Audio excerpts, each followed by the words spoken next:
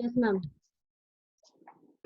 Okay, so we were doing psychological testing yesterday. We have started with this topic and we have done the definition. What does a psychological test mean?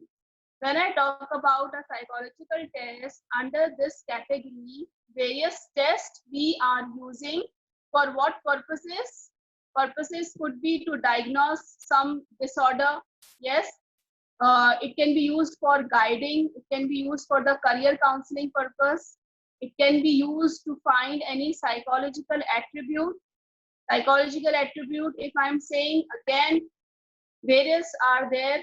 To name some of them could be intelligence, attitudes, aptitudes, values, interest. So these are various attributes. Now, if I say that psychological test is a standardized and objective test, then two terms I'm using here, standardized and objective. As objective, I explained you whenever two persons are doing the same thing and using the same tools or same means and also getting the same result or almost the same result. So this is known as objectivity. If I say a psychological test should be standardized, now what standardization means? Standardization includes a lot of terms. To start with the first one, it is reliability. Yes, a test should be reliable. We use this word often. You all understand the meaning of reliability. If a person is reliable, what does it mean? That he behaves nearly the same way in every kind of situation. You can trust that person, right? So in the same way, if I say a particular test should be reliable to become standardized. So what does reliability means? Reliability means the consistency of scores. Now, what does it mean? See, if a person is doing the same test on different dates, on different time, in different situation, the scores will nearly, the result will nearly the same.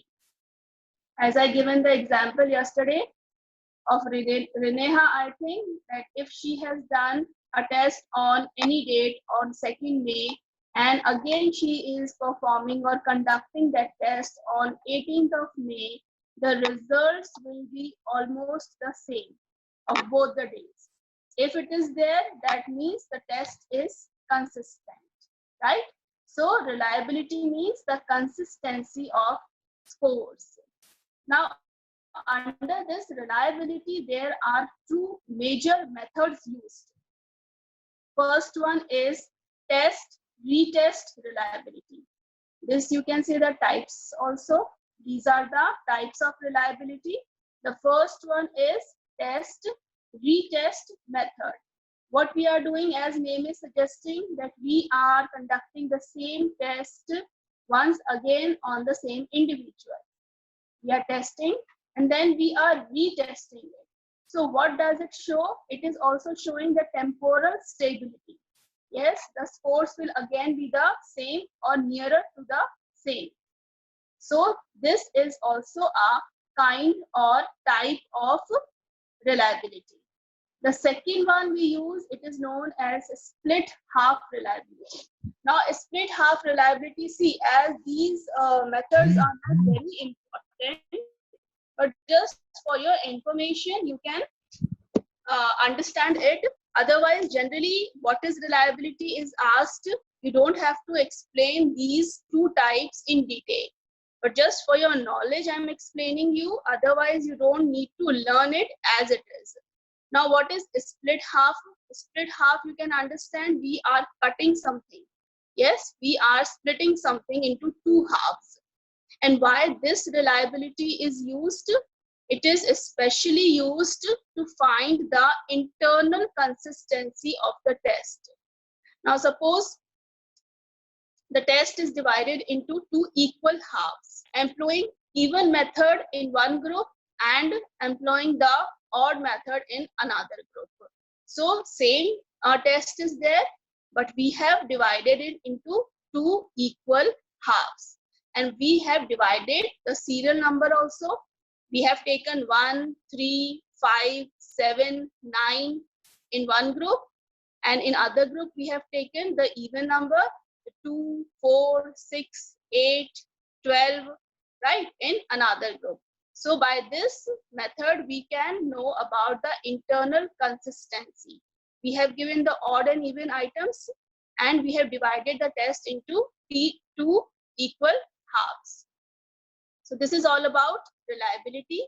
Now next term which comes under standardization, the next term is validity.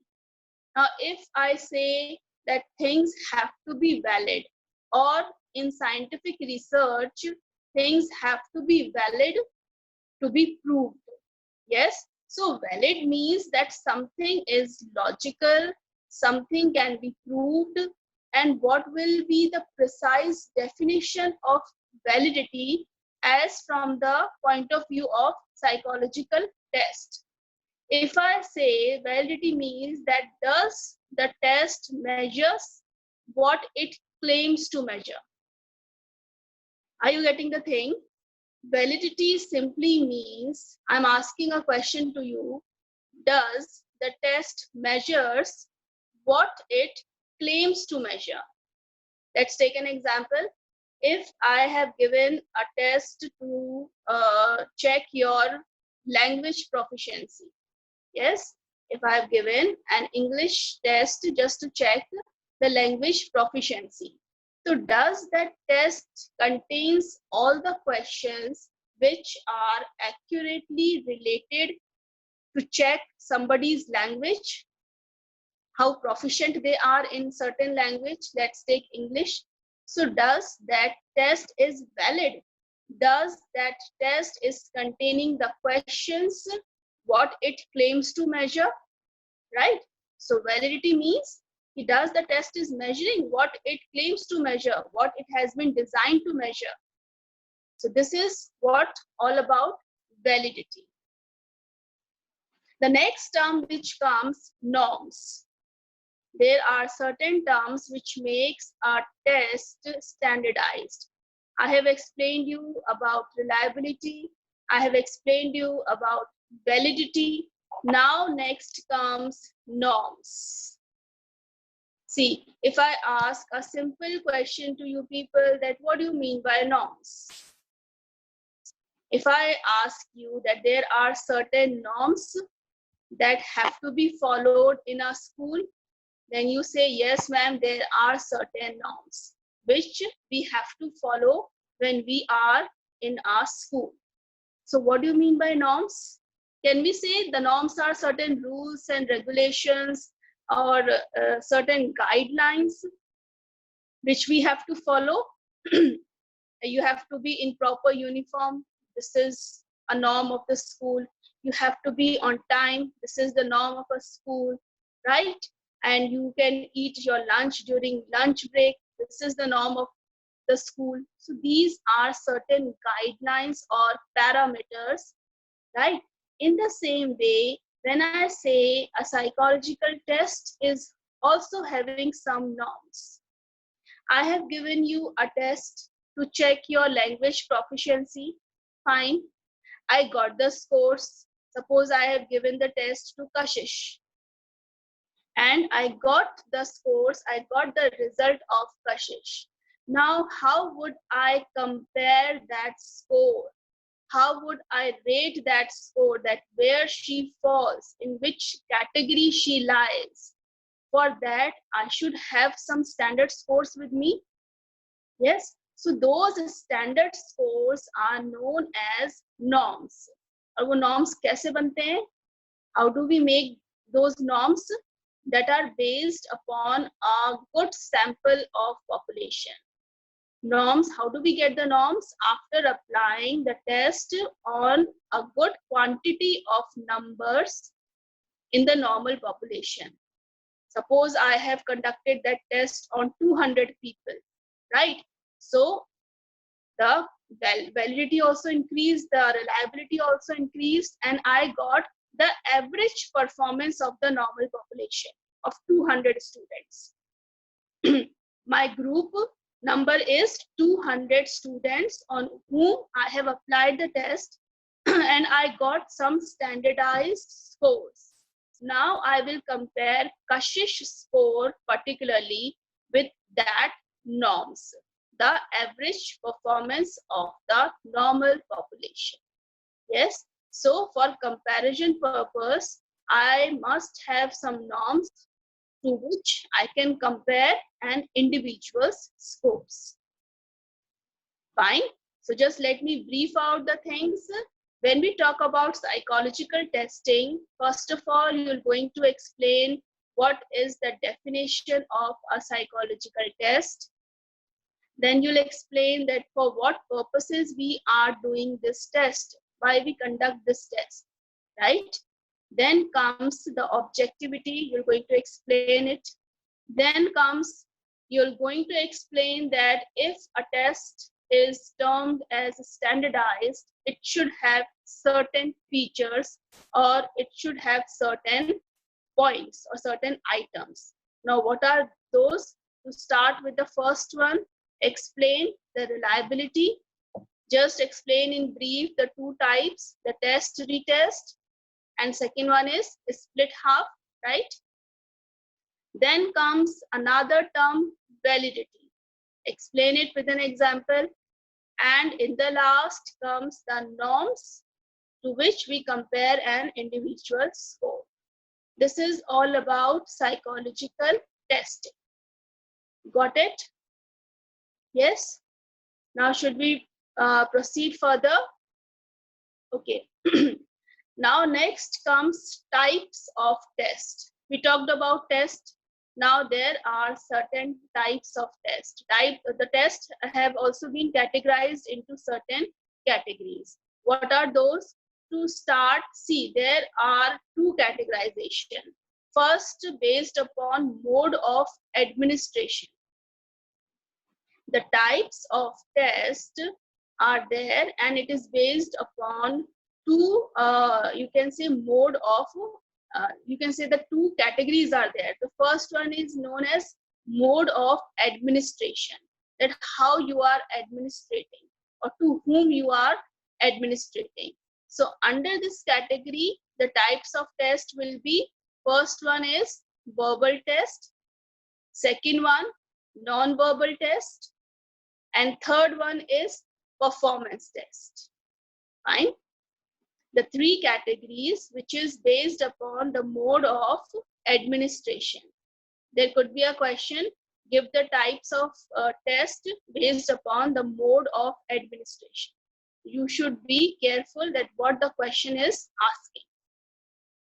Now to explain the first one, verbal test. Verbal test, as name is giving us idea that certain questions are there, yes, and the person should be literate to conduct these type of tests. The person should be able to read, write, understand, and to speak. So these verbal tests can only be applied to the literate population of the particular place. Now second comes the non-verbal test. What these test is all about? Non-verbal में क्या हो रहा है? Items mainly consist of what? Certain pictures are there, certain symbols are there, certain patterns are there, certain designs are there, and you just have to find out the things, and in this no language is required. So this can be applied to the non-literate people as well. Getting the things? Now the third one is performance test. Performance, where you have to do some activity, where you have to do some actions, where you have to show some kind of performance. You must have seen during admissions in playgroup. You all have noticed this thing, observed sometimes in your life, that during the admission into playgroup in any school, small kids are expected to do certain activities. Suppose let's take an example, a lot of sand, a lot of mud is given to a child. Yeah, there is a room and lot of sand is there, and a child is allowed to enter into that room, and quietly the observer is observing what that little child does with that sand. Yes, some kids are very notorious. What they will do, they will play with it, they will put some sand in their hair, on their face, and they will destroy everything. They will, make the place very messy. And some children are very organized. They start making some kind of designs with that sand. They start making some kind of drawings with that sand. So this is all about the observation. So we can find out that yes, a particular child is very creative, a particular child is very disorganized, a particular child is very hyperactive, that he is constantly moving in the room, kicking the sand with his leg, right? So these are certain kind of performance which a kid is performing. So these you can term as performance test. Now the second categorization is based upon that how what is the number of actually the group. We can apply the test on individual also, only one person could also be there, and it can be applied simultaneously to the large number of people. That is, it can be applied to a group also. So second categorization is what? Individual and group test. This you all can write. Individual when it is conducting on one person, and group means when it is applying on a number of people, right? Now comes the third categorization, speed and power test. Now what does this mean? There are certain tests which are based upon speed. Speed, so what do you understand? That you have to complete a particular test in a particular time limit. Yes. Suppose I have given you a test and you have to complete that test in 1 hour.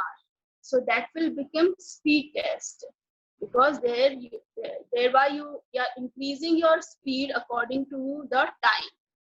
You can say when you are giving your exam, yes, then it is also a kind of speed test where you have to be very careful about the time.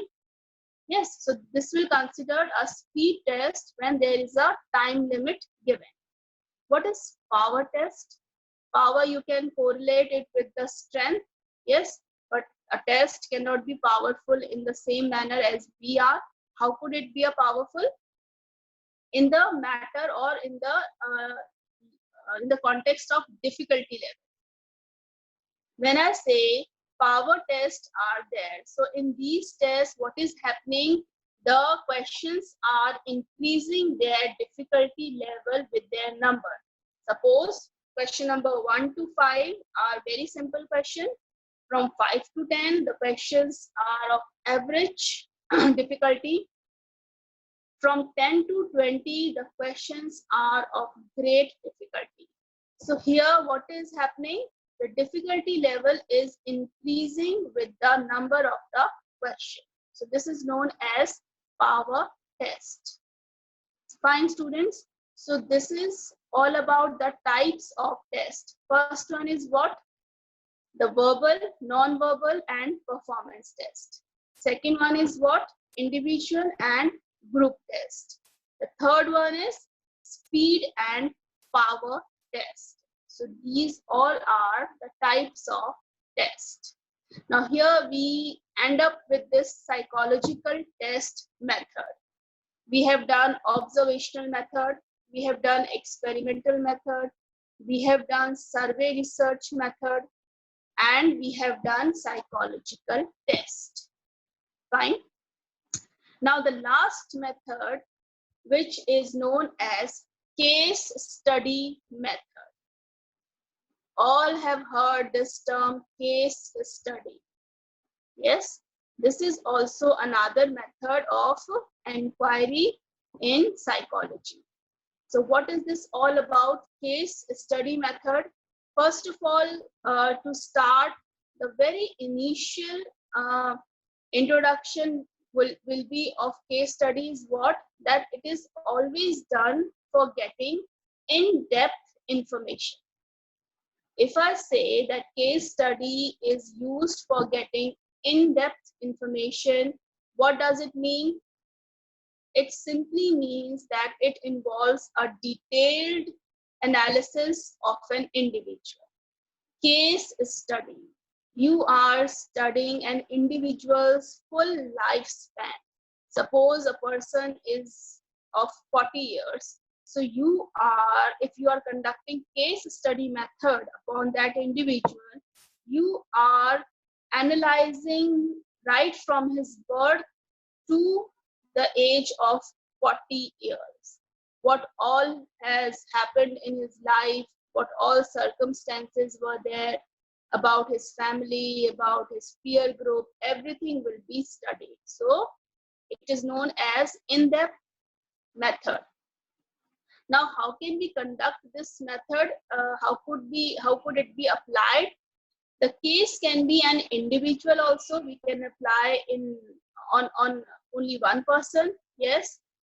We can also apply this method on a small group of individuals. Suppose that group of individuals is sharing some kind of commonality. Means if we are taking five individuals in a group, in some manner, those five individuals are similar. Whether you can say their interests are same or whether their IQ level is same. So in some manner, those individuals are similar. They are sharing something in common. Other could be, you can also apply case study on institutions. Suppose an MNC is there or a corporate office is there, so you can just have a case study why that particular office or why that particular MNC is not performing well, why the particular company is not able to achieve its targets on time. So this could also be a topic for case study. So case study can also be done on institutions. We can also apply case study on specific events also. Suppose children exposed to devastation by tsunami. Yes, this is all about the natural calamity, the post-traumatic effect. We can also study such children who have faced tsunami and now what they are facing. So we can apply case study method on specific events also, right? So what are the various things on which we can apply, or what are the various categories?